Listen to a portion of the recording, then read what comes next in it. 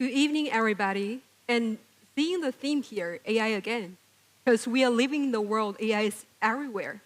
It thinks for us, it creates for us, designs for us, or even decides for us. We love its speed. We really love the answer and trust its answers. But we rarely to ask, are we losing our own capability to think? People seem to worry about AI's impact on workforce, whether they're going to replace jobs. But what if the most dangerous things about AI is not about unemployment? It's about they are actually replacing our minds. But don't worry, today I'm not here to fear AI. I want to give you a way to take in control. The true edge of thinking is not what AI can do. It's about what we as humans choose to think. Let's get started with a really interesting experiment. So here are two images. One is a lady in the cyberpunk theme. Another one is famous director Jia Zhangke talking to his copy. So if you think the lady picture is generated by AI, please kindly raise your hands. All right, I see a few hands think the lady is AI generated. So if you think director Jia Zhangke on your right is AI generated, please raise your hands. Oh, there are even more. Awesome. Thank you so much for your answers. Let me review the answer. The first picture is me, traveling in Chongqing. I wear the real glasses, and the professional photographer just shoot on me. But there are a lot of my friends asking, oh, is AI generated? I was like, no, definitely not. It's me climbing a lot of radars to just reach this kind of a fancy cyberpunk theme in Chongqing. But the second one, it is AI generated. It's actually from a short film made by C-Dance by ByteDance, and director Jia Zhangke only participate, but not physically in the film. To see, it's really hard for us to tell what is realistic, what is not. That's the power of AI. We love it, we trust it, but really hard for us to question it, whether it's true or not. There are also people worried about the workforce place, like I mentioned about. So from a 2025 survey of Stanford University, there are a lot of people believe in the next 5 years, people are going to be replaced by AI, or at least AI can change their job in certain ways. But still, my belief is the real threat from AI is never about unemployment. It's actually diminishing our ability to think by ourselves. So if we zoom out into 200 years of the technology advancement, there are a lot of technology there. So when we still do not have any television, phones, the internet, can you imagine right now the life without any phone, talking to friends, you had to write a letter? No, I couldn't. A human, we always figure out a way to cope with the solutions and to see how we can leverage on technology, make our life better off. So AI is not the first one, and it is not the last one. The true boundary is never about technology, but about how human we think about this. But admit, AI compared to other trends, it has its unique part causing a lot of uncertainties and questions from different people. Why?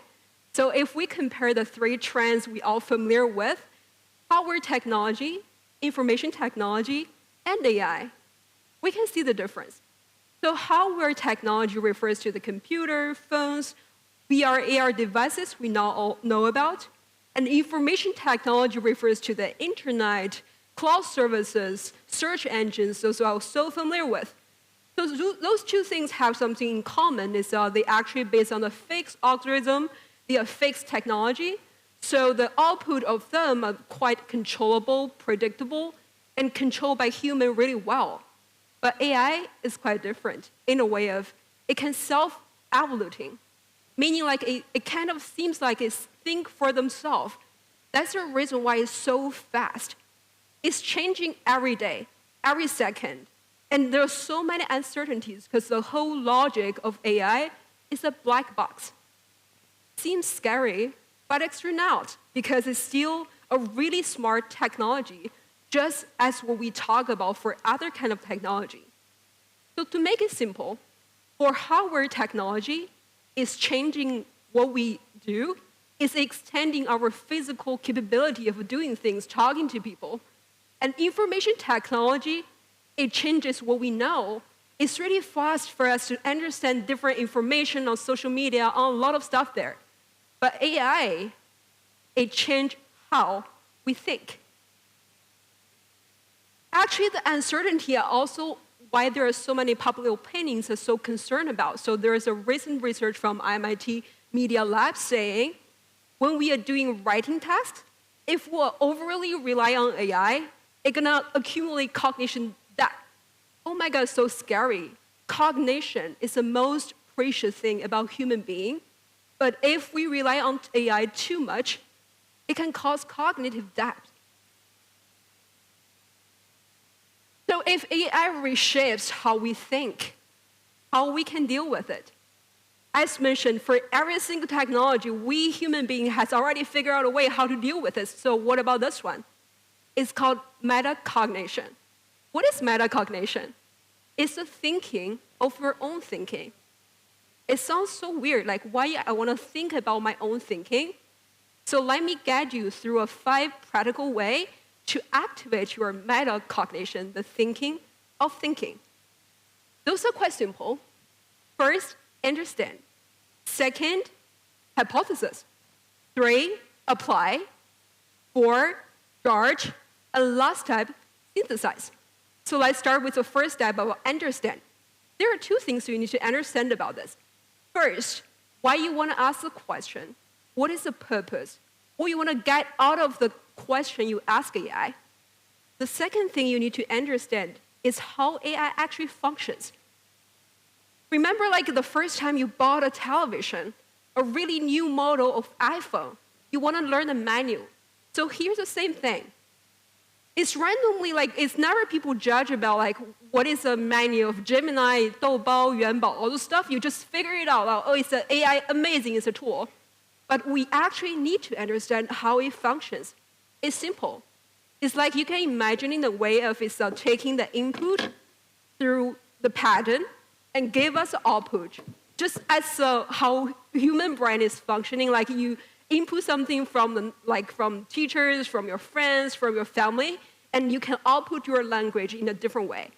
But AI is not human in a way of, although it's the same input and output pattern, it's through the really scientific algorithm to make them to predict and guess.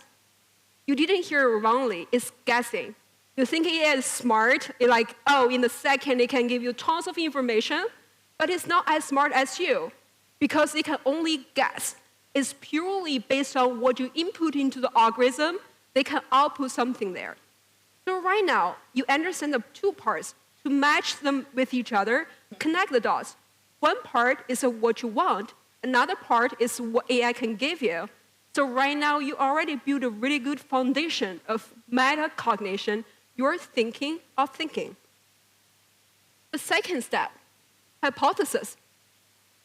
Please take 2 seconds to figure it out, thinking about your last week. How many times you ask AI a question, but you didn't think about yourself? I did this all the time. Before I think about I need to activate my metacognition, it's so natural because we human beings, we love efficiency. Especially for the question you are asking AI, is something you don't know. You want the answer there. So AI is so fast, powerful, you just by nature want to know the answer. But please, my dear friends, start from now on, just take a breath, take a step back, and thinking your own thinking in a way of, before you ask AI, guess what's going to be the answer AI can give you. It doesn't matter it's right or wrong, because you don't know the answer anyways. But just by doing this, you are actively to keep your mind sharp, independent, think for yourself, and you actually are building the second step that we're going to talk about in the first step is so important about judging whether AI or wrong, whether there are loopholes for AI's answer. The third step is to apply. Very exciting. It's finally a step you can use AI. You are allowed now. Yeah, you can just use it. But we already talked about this, like AI output based on inputs. So that's the reason why you have to ask very smartly. All the inputs, just small changes in your inputs, can drive the output be dramatically different from what you're understanding. So because you go through the first step of understanding your own question, and the second step, you do have something in your mind about how they're going to give you output. So it's easier for you to make better questions, to let AI function better, and to be concise. The third step is all about the higher quality of your input, the higher quality of your output. The fourth step is called judge. How you can be a really good judge about AI and yourself. Remember, we talked about the second step of what is that? It is to hypothesize.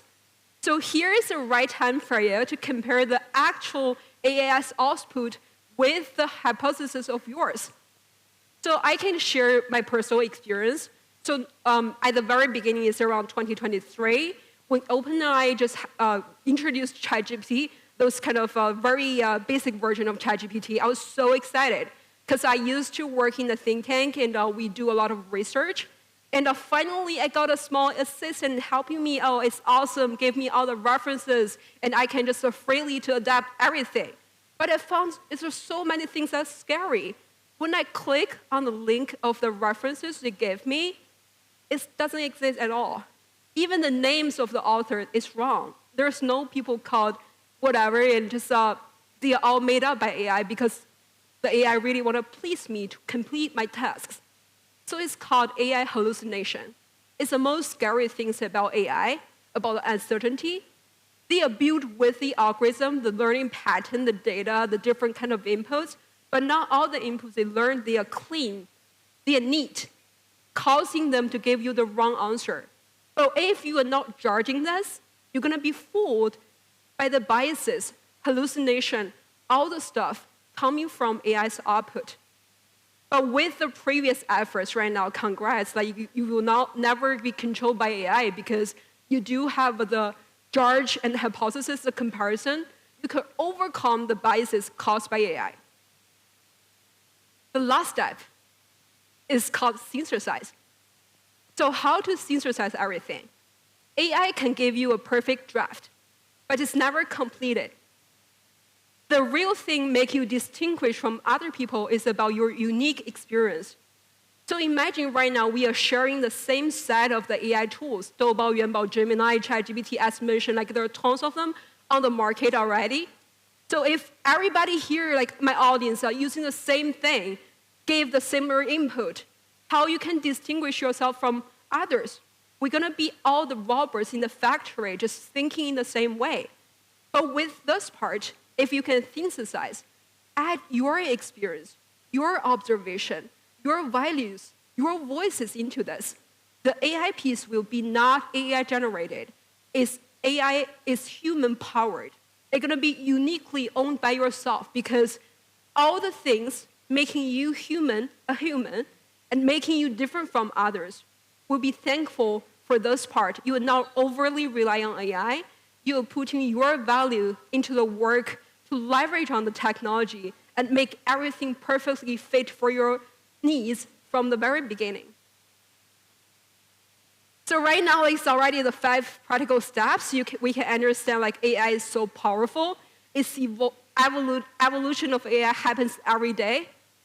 But I think it's a good thing here. I don't want everybody to be AI phobia or AI enthusiasm. We want everybody to treat AI as an opportunity or trend, encouraging human beings to revisit our thinking, because previously, efficiency is the first thing, and we never think about our own thinking. So here's a chance. If technology, AI is evolving, is evolving every day, improving every day, we human beings have to be improving every day as well. How? Just use metacognition.